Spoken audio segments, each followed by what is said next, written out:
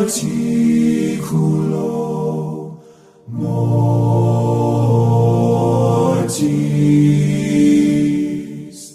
celitus.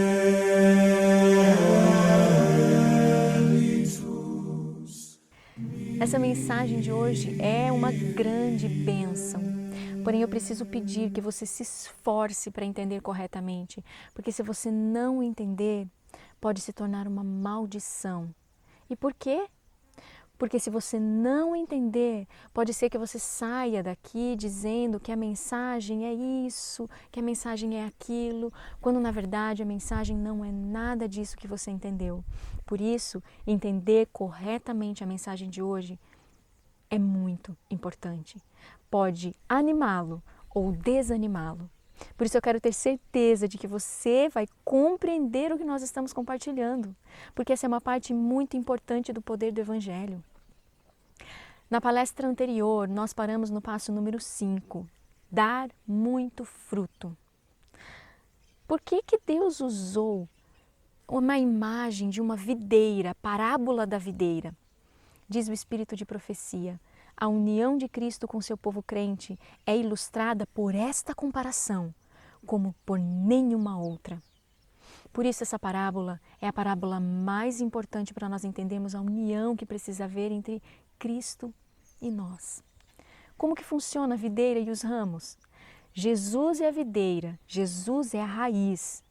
Ele envia seiva para o pequeno ramo que finalmente se permitiu ser conectado, enxertado, para que a energia, a corrente da vida, o poder possa entrar no ramo, o poder possa entrar na vida do cristão.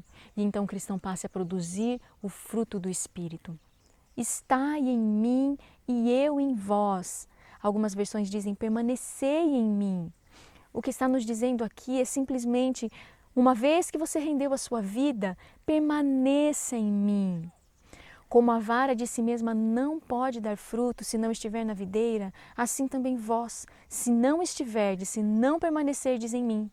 Eu sou a videira, vós as varas. Quem está em mim e eu nele, esse dá muito fruto, porque sem mim nada podeis fazer.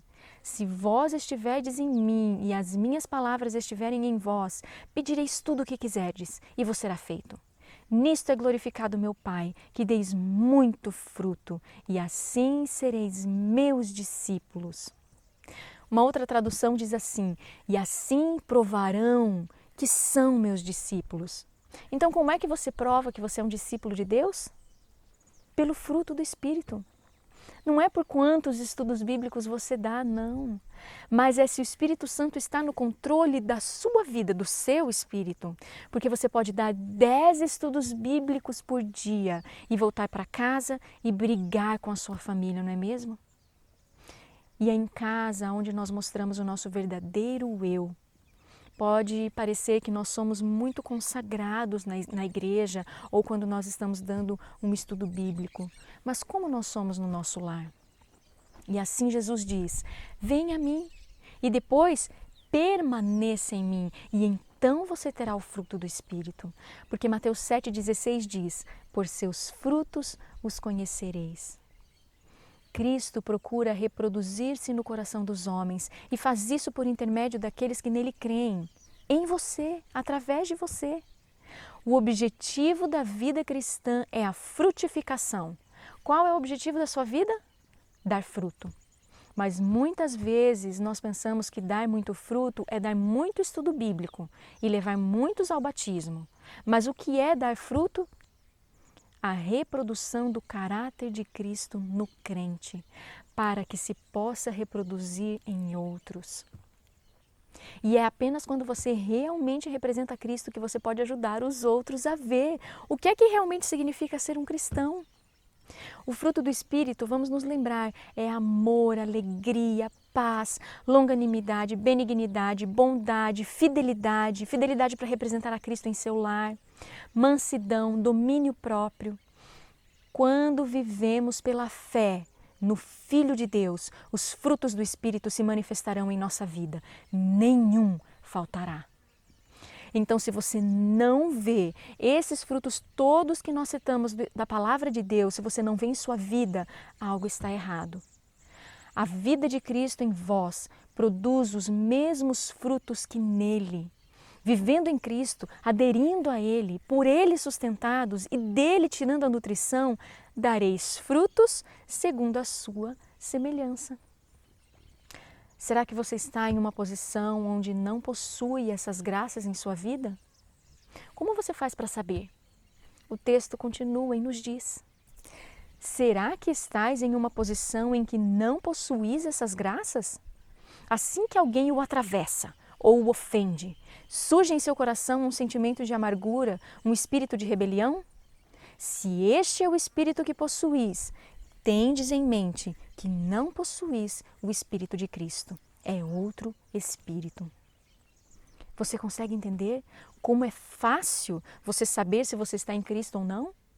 Se você manifesta então um espírito errado, não é o de Cristo. De alguma forma você não permitiu que Cristo controlasse o seu espírito e você cedeu a uma tentação, cedeu a um outro espírito e permitiu que esse outro espírito entrasse e o controlasse. O Espírito de Cristo será revelado em todos aqueles que nasceram de Deus. Rivalidades e contendas não podem ocorrer entre aqueles que são controlados por seu Espírito. Pelos seus frutos os conhecereis. Ou é Deus ou é Satanás quem controla a mente. E a vida revela isso tão claramente que ninguém precisa equivocar-se acerca do poder a que prestais obediência. Não podemos ficar irritados e impacientes e ainda sermos cristãos, porque um espírito irritado e impaciente não é o Espírito de Cristo, é outro espírito. Sabe, muitos de nós nunca aprendemos o que significa ser cristãos. Muitos de nós crescemos em um lar onde o pai, a mãe, os irmãos manifestavam outro espírito livremente e nós nunca paramos para estudar e concluir que se nós fizermos assim, nós somos tudo, menos cristãos. Muitos cresceram num lar que mostrou a obediência da lei. Errou? Levou o castigo. Porém é com um espírito errado. Os filhos veem um espírito errado nos pais. Os pais veem um espírito errado nos filhos e os filhos reproduzem o mesmo espírito que os pais apresentam. E de certo que isso deve ser normal, não é mesmo? Porque todos são assim, não são? Você pergunta como aperfeiçoar um caráter cristão. Olhe para a vida de Jesus. Ele é seu padrão. Veja que tipo de espírito ele manifestou e tente mostrar o mesmo em sua vida e conversas diárias. Faça exatamente os caminhos que ele fez. A Bíblia diz em 2 Coríntios 13, verso 5: examinai-vos a vós mesmos, se permaneceis na fé, se permaneceis em Cristo. Provai-vos a vós mesmos. Ou não sabeis quanto a vós mesmos que Jesus Cristo está em vós? Se não é que já estáis reprovados. E o Espírito de Profecia nos ajuda a entender como fazer esse teste conosco mesmo. Mas você dirá, como vou saber se Cristo está em meu coração? Se quando você é criticado ou corrigido em seu caminho e as coisas não saem exatamente como você pensa que devem sair, se você permite sua paixão surgir em vez de suportar a correção e ser paciente e bondoso, Cristo não está permanecendo no coração. É uma linguagem muito direta e simples, não é mesmo? Até mesmo as crianças podem entender. E as crianças sabem imediatamente quando o espírito da mãe está errado. Eles sabem exatamente quando a mãe está irritada. Eles sabem quando o pai está impaciente. Mesmo as criancinhas pequenininhas de colo, elas conseguem detectar se o meu espírito, se o seu espírito está errado. E então elas se tornam desconfortáveis e também ficam tudo agitados. Até os animais sabem reconhecer como anda o nosso espírito. Quando cedemos à impaciência, pergunta aqui nesse momento, é fácil nós cedermos à impaciência? Oh, sim. É um dos pecados mais fáceis de eu e você cairmos. Quando cedemos à impaciência, expulsamos do coração o Espírito de Deus e damos lugar aos atributos de Satanás. Outro espírito assume no momento em que não permitimos que o Espírito Santo controle nosso espírito. Ou Deus ou Satanás está no controle. E a Bíblia diz em Romanos 6,16: não sabeis vós que a quem vos apresentardes por servos para lhe obedecer, sois servos daquele a quem obedeceis. Se condescendemos com a ira, o desejo, a cobiça, o ódio, o egoísmo ou qualquer outro pecado, tornamo-nos servos do pecado, servos de Satanás. Ninguém pode servir a dois senhores. Se servimos o pecado, não podemos servir a Cristo. Escolha um dos dois. Ninguém pode servir os dois. Lembra do que nós lemos antes? Não podemos ficar irritados e impacientes e ainda sermos cristãos. Palavras impacientes e não gentis, pronunciadas em nosso lar, os anjos ouvem. E quereis vós defrontar nos livros do céu um registro das palavras impacientes e apaixonadas que pronunciastes no lar? A impaciência traz o inimigo de Deus e do homem ao vosso lar e afugenta os anjos de Deus. Se permaneceis em Cristo e Cristo em vós, não podeis falar palavras de ira. Pais, mães, rogo-vos por amor de Cristo, que sejais bondosos, ternos e pacientes em vosso lar. Porque o fruto do Espírito está em toda bondade e justiça e verdade. Então, se dissermos que Cristo está conosco, enquanto palavras furiosas e irritadas, impacientes estão saindo dos nossos lábios, nós estamos querendo dizer que é Cristo quem está produzindo essas palavras em nós. Ele é o culpado. E mais, quando nós fazemos isso, nós estamos imprimindo em nossos filhos e nas pessoas ao nosso redor que sim, eu sou cristão, mas não pude evitar, não posso fazer nada quanto a isso. E então nós inventamos desculpas e mais desculpas, ao invés de nós passarmos a permitir que o Espírito do Senhor nos controle, ao invés de uma completa entrega do ser aos pés da cruz. E nós vamos continuar inventando desculpas. Até quando? Até quando nós vamos inventar desculpas para nós podermos então nos entregar à satisfação do nosso próprio temperamento? Você não pode ceder ao seu próprio temperamento e seguir seu próprio caminho e ainda permanecer um filho de Deus. Temos de lutar contra nossas tendências hereditárias, para não cedermos à tentação e não irarmos sob a provocação. O homem que cede à impaciência está servindo a Satanás. Daquele a quem vos ofereceis como servos para a obediência, desse mesmo a quem obedeceis, sois servos. Ninguém engane sua própria alma nessa questão.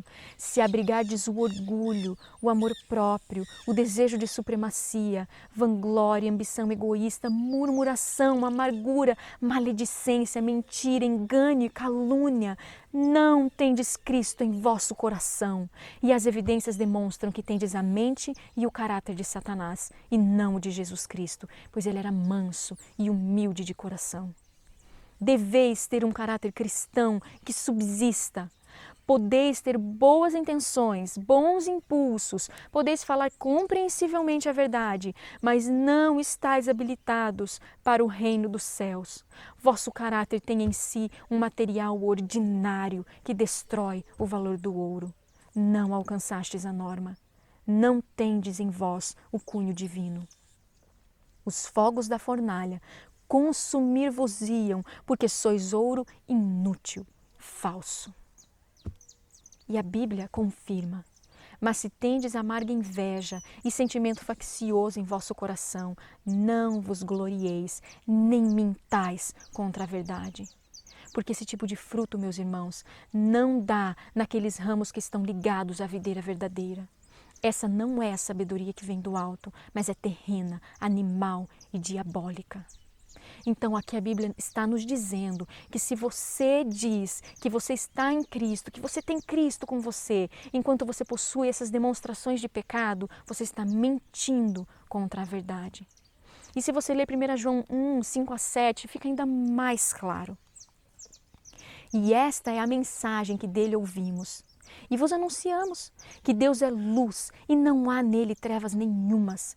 Se dissermos que temos comunhão com ele e andarmos em trevas, mentimos e não praticamos a verdade. Mas se andarmos na luz, como ele na luz está, temos comunhão uns com os outros, e o sangue de Jesus Cristo, seu Filho, nos purifica de todo pecado. E outro texto, 1 João 2, 3 a 6. E nisto sabemos que o conhecemos, se guardamos os seus mandamentos. Aquele que diz eu conheço e não guarda os seus mandamentos é mentiroso e nele não está a verdade. Mas qualquer que guarda a sua palavra, o amor de Deus está nele, verdadeiramente aperfeiçoado. Nisto conhecemos que estamos nele. Aquele que diz que está nele também deve andar como ele andou. A Bíblia também é muito direta e muito clara. Agora você pode dizer se você está em Cristo, se você estiver andando como Ele andou, se você tiver o mesmo Espírito que Ele. Talvez você diga, eu guardo sim os mandamentos. Guarda mesmo? Você cumpre os princípios dos mandamentos de Deus em seu lar e em sua família?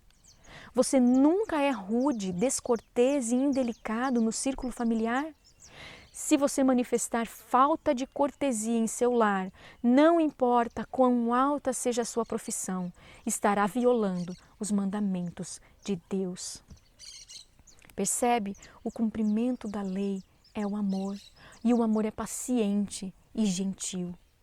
Não importa o quanto você pregue os mandamentos a outras pessoas, se você falhar em manifestar o amor de Cristo a outras pessoas em sua vida doméstica, no seu lar, você é um transgressor da lei. Isso é muito sério. Quando você e eu entendermos essas coisas, então vamos precisar de muito poder. Poder para viver o amor de Deus em nosso lar. Isso não é o amor humano. Não, o amor humano não consegue fazer isso. É apenas o amor de Deus que pode fazer isso. E a Bíblia diz em Romanos 5, 1 e 5. Tendo sido justificados pela fé, o amor de Deus está derramado em nossos corações pelo Espírito Santo que nos foi dado. Esse é o único jeito de termos esse poder, quando entrarmos em uma conexão viva com Deus. Por isso é tão importante que eu e você saibamos como permanecer em Cristo. O que devemos fazer quando a tentação vem? Como permanecer em Cristo para que nada nos afaste dele? Nós vamos falar um pouco do passo número 6. Deus nos prometeu ajuda quando nós somos tentados. Mas Ele espera de nós que nós tomemos o seu meio de escape que Ele providenciou. Ele não tomará o meio de escape por você. Não é a parte dele. É a nossa parte cooperar com Deus. A parte dele é ajudar. 1 Coríntios 10, 13. Não veio sobre vós tentação senão humana, mas fiel é Deus, que não vos deixará tentar acima do que podeis. Antes, com a tentação, dará também o escape, para que a possais suportar. Não é uma promessa maravilhosa? Mas você sabe que pode ser que estejamos lendo essa promessa e não obtendo nenhum poder e nenhuma ajuda dela? Muitos não entendem como fazer para ter um relacionamento vivo com Cristo. Não entendem como o Evangelho funciona. Você sabe que tem uma passagem do Espírito de Profecia que diz que não existe 1 em 100 que entenda o plano da salvação e como cooperar com Deus. Diz assim, precisamos ser esclarecidos acerca do plano da salvação. Não existe um dentre 100 que compreenda por si mesmo a verdade bíblica sobre este assunto. Então vamos estudar sobre este assunto. Nosso Pai Celeste mede e pesa toda prova antes de permitir que ela sobrevenha ao crente. Aqui está o crente. Nada pode tocá-lo, exceto pela permissão do Senhor. E o Senhor mede cada prova antes de permitir que ela venha. Agora, essa outra pessoa aqui, o frio ou o morno, pode vir a ele todos os tipos de problemas e provações. Por quê? Porque não estão na fortaleza de Deus. não deram a Deus o direito de ser o protetor deles, porque não entraram em seu santuário.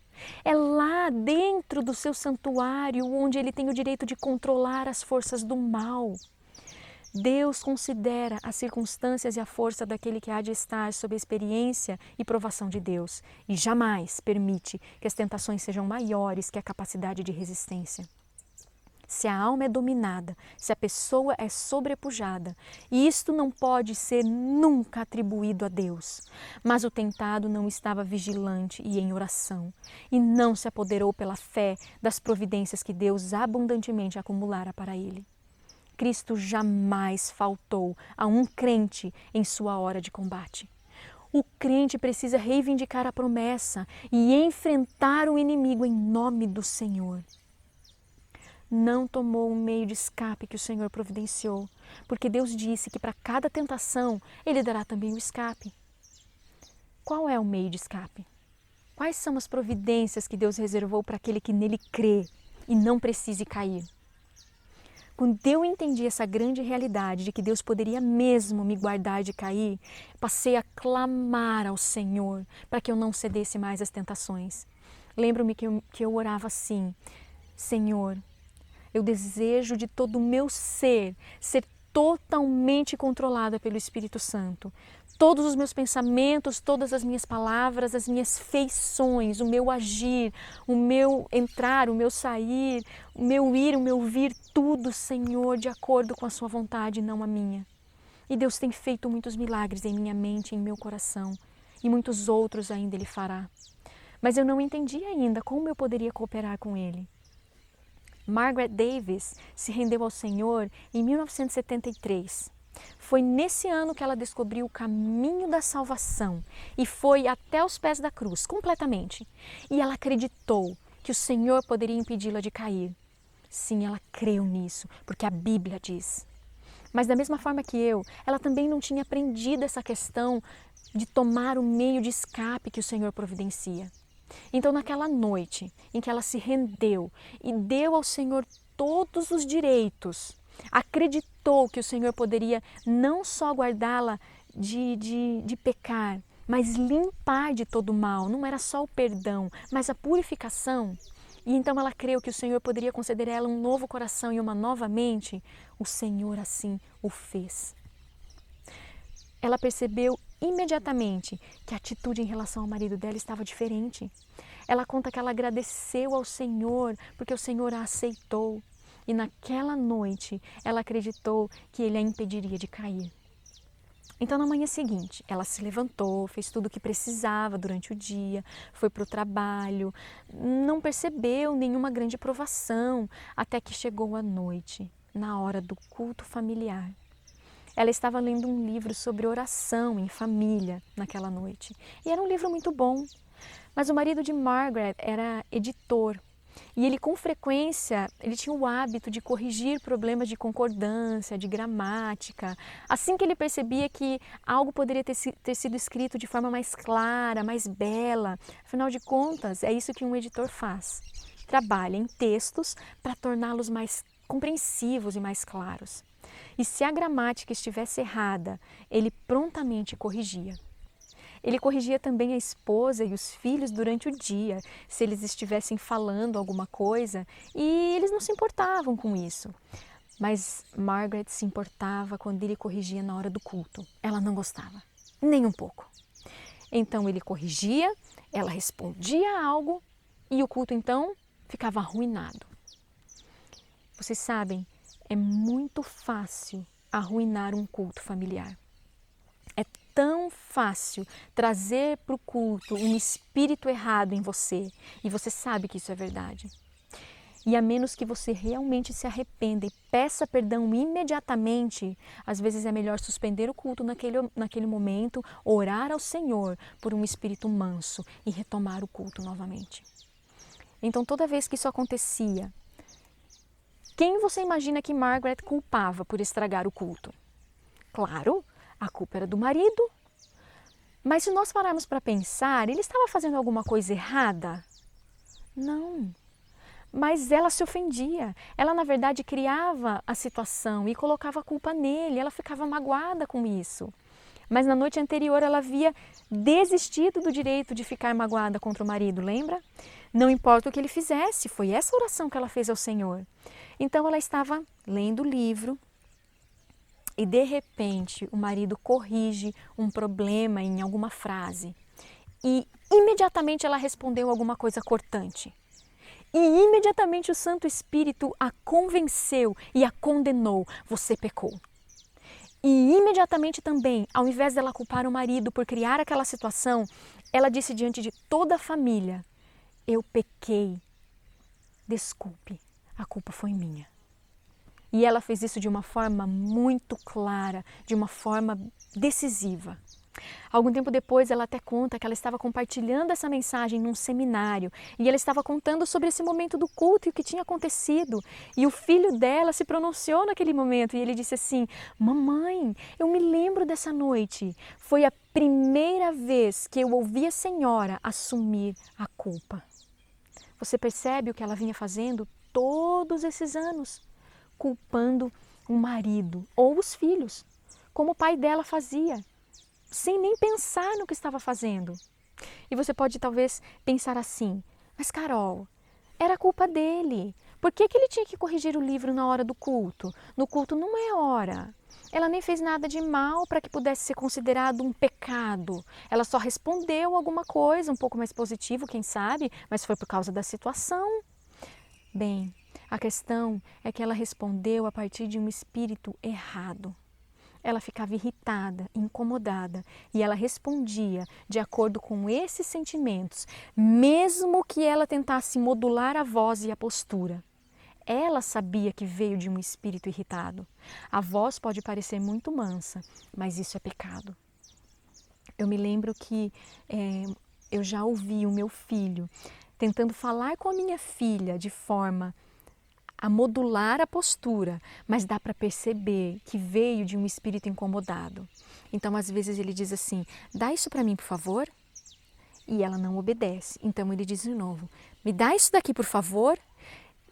Então ele foi educado na voz e ao mesmo tempo dá para perceber que veio de um espírito impaciente. É exatamente isso que aconteceu com ela. E por isso o Espírito Santo a convenceu do pecado. Convenceu do pecado, da justiça e do juízo. Porque agora ela percebe, é um espírito errado que havia invadido o momento do culto. E foi culpa dela, foi por algo que ela fez. Então, assim que o Espírito Santo mostrou o pecado, imediatamente ela reconheceu, diante da família toda: pequei. Então ela foi a Deus e novamente entregou-se completamente a Ele e disse: Senhor, eu não quero mais fazer isso, por favor, me diga como evitar cair em tentação, me mostre como. Não importa o que os outros façam, eu quero manter um espírito correto. E meus irmãos, não é só manter a postura correta e a voz correta, é aqui dentro correto. Mas Deus não respondeu e não falou com Margaret naquele momento em que ela pediu. Ele não mostrou como naquela noite. Mas mesmo assim ela acreditou que o Senhor a guardaria de cair em tentação. E na manhã seguinte ela se levantou, passou o dia no trabalho, sem grandes dificuldades, até a hora do culto familiar. Ela estava lendo o mesmo livro, que talvez não tivesse sido cuidadosamente editado, e novamente o marido corrigiu um problema. Imediatamente ela sentiu a tentação. O Espírito de Profecia nos diz, no Grande Conflito, página 469, o cristão sentirá as insinuações do pecado. Isso se chama tentação. E no exato momento em que ela sentiu a tentação, o Espírito Santo a fez lembrar que ela tinha desistido, ela não queria mais agir desta forma. Ela havia renovado os votos na noite anterior. E então veio na mente dela o seguinte: rapidamente, você desistiu de condescender com ressentimento contra o seu marido, lembra? E estava tão claro na consciência dela que ela soube, naquele momento ela soube o que fazer. E ela disse assim: sim, Senhor. E foi tão sincero. Foi como um clamor, foi como uma oração, foi como um pedido de ajuda. Irmãos, imediatamente o Senhor pôde controlar o espírito de Margaret. Ela não disse nenhuma palavra sequer. Ninguém sabia que ela estava sendo tentada. E a vitória fora ganha. Ninguém soube, ninguém viu. Mas tudo aconteceu aqui dentro, na mente dela. E ela vibrou: o Senhor me mostrou um meio de escape. Exatamente no momento da tentação, submeta-se a Deus. E dessa forma você vai dar a Ele o direito de controlar o seu espírito. E Ele não terá o direito de outra forma. É só se você o autorizar.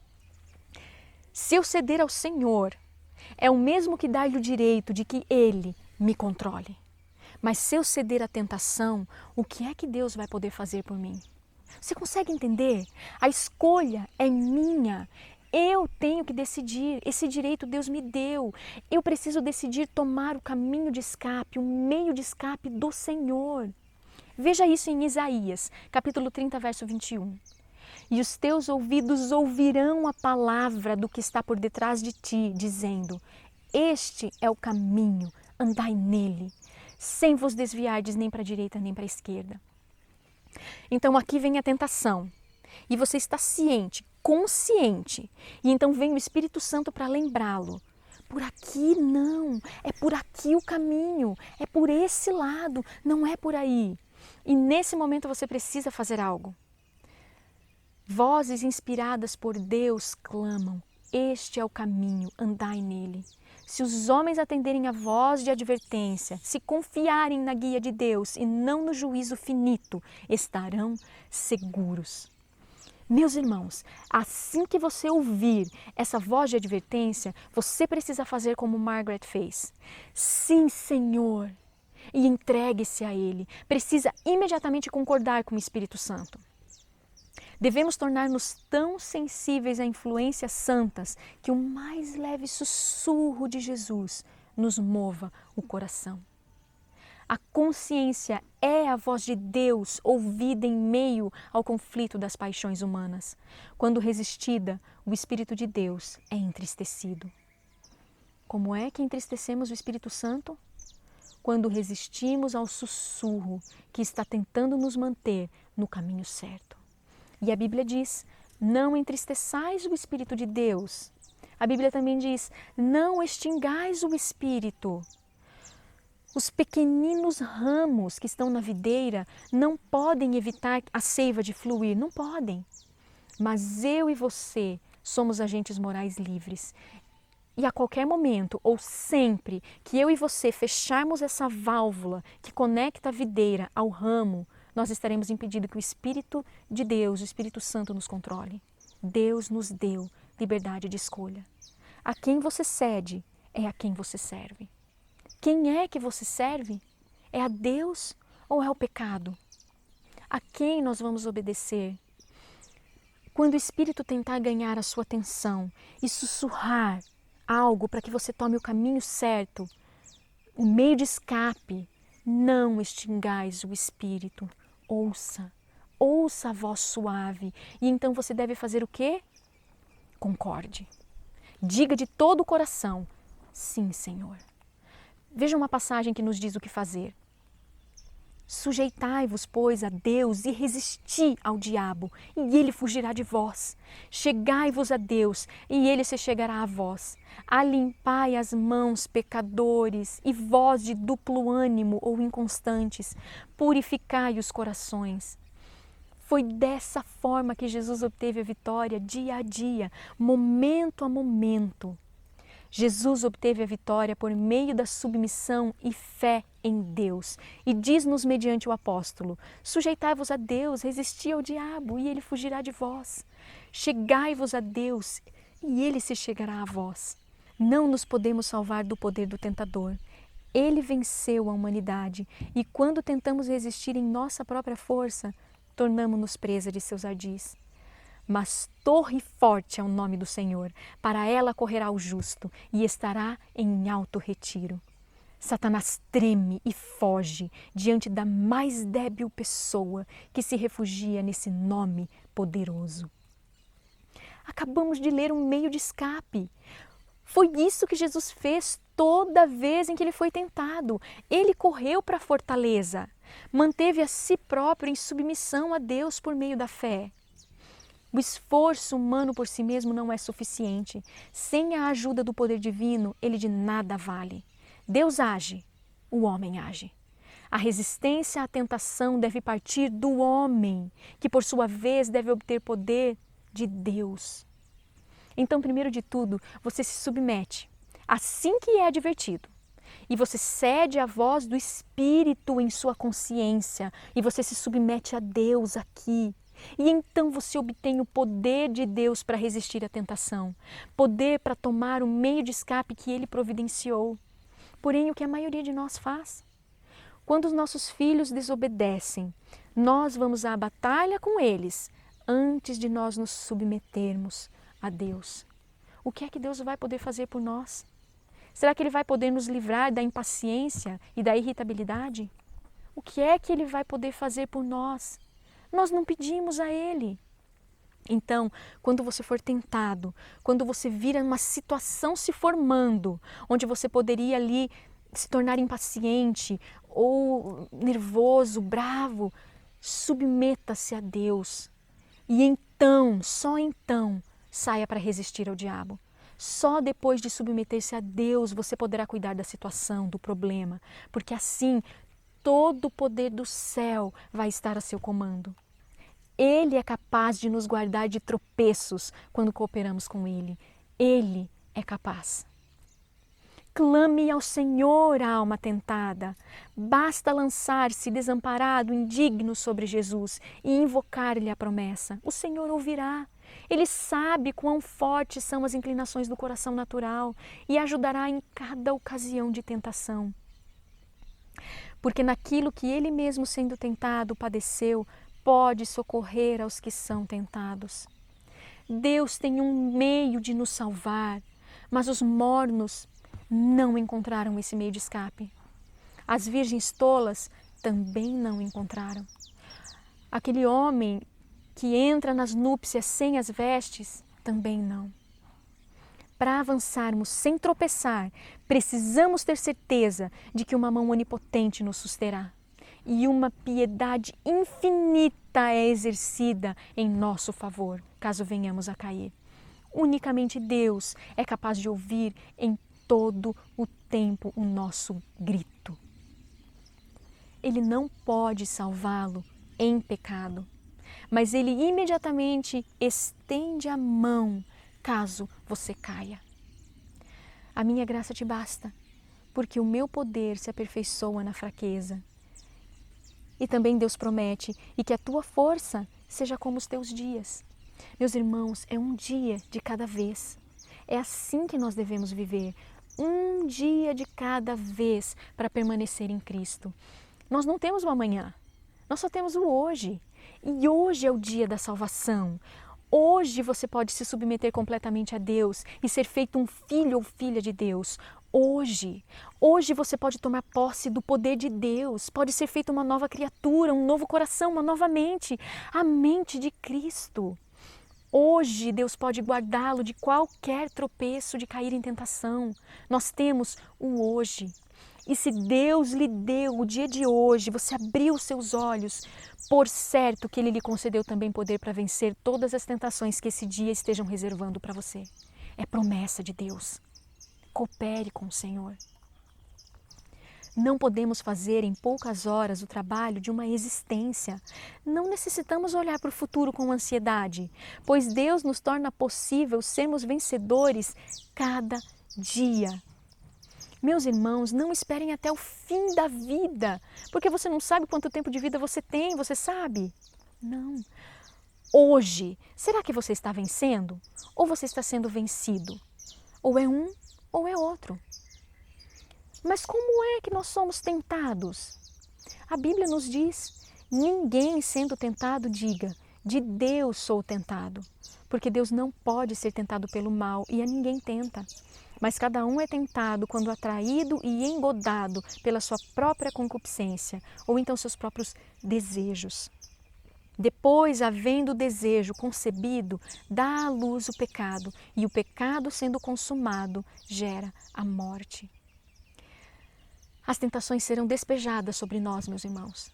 pois por elas devemos ser provados durante nosso tempo de graça na terra. Este é o testar de Deus, uma revelação de nosso próprio coração. Não há pecado em ser tentado, mas o pecado acontece quando cedemos à tentação. Meus irmãos, as tentações revelam o nosso próprio coração. Deus permite que eu e você sejamos tentados para que conheçamos o que vai aqui dentro, para sabermos como a nossa natureza inferior reagiria se cedêssemos a ela. Aí passamos a entender as nossas fraquezas, passamos a perceber quão facilmente podemos ser levados a andar no caminho errado. Aí nós vamos entender a necessidade de vigilância. Então o que a tentação faz é mostrar para nós que a nossa natureza inferior, o que a nossa natureza inferior faria se nós ouvíssemos as suas sugestões. O que aconteceria se nós obedecêssemos a nossa natureza inferior? E agora estaremos alerta. Mas você não precisa andar de acordo com ela. Quando as sugestões da sua natureza inferior vierem até você, submeta-se a Deus. E assim Ele terá o direito de usar o seu poder para controlar a sua natureza inferior. É isso que os cristãos, que nós precisamos compreender. Uma citação importante.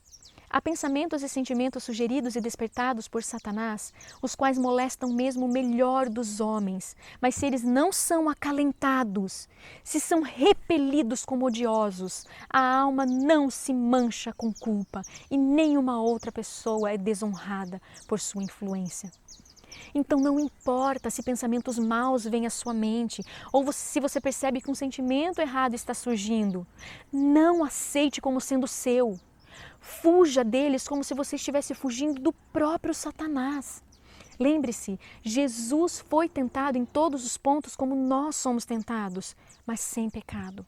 Ele nunca cedeu qualquer pensamento errado que Satanás pudesse apresentar a ele. Porque um pensamento impuro, tolerado, um desejo pecaminoso acariciado e a pessoa é contaminada e sua integridade comprometida. Porque aí é como se você os quisesse.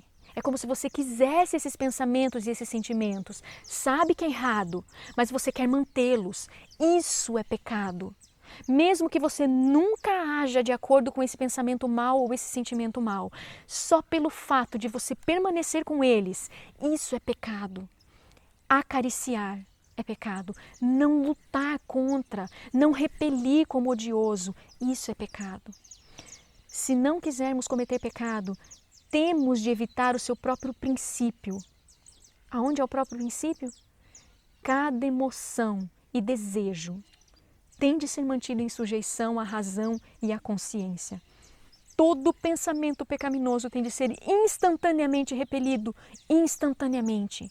Para a câmara de oração, seguidores de Cristo, orai com fé e de todo o coração. Satanás está vigilante para enlaçar-vos os pés. Precisais ter socorro do alto se quereis escapar de seus ardis. Irmãos, e não é tentar tirar a mente dos pensamentos e dos sentimentos maus, como se nós pudéssemos, nós não podemos. É colocar a nossa mente na fonte do poder. Ore, use o está escrito, cite a palavra de Deus, cante hinos de louvor. Diz a palavra de Deus assim, levando cativo todo pensamento à obediência de Cristo. Pertence-vos, porém, manter toda emoção e paixão sob domínio, em calma sujeição ao entendimento e à consciência. Então Satanás perde o poder de controlar a mente.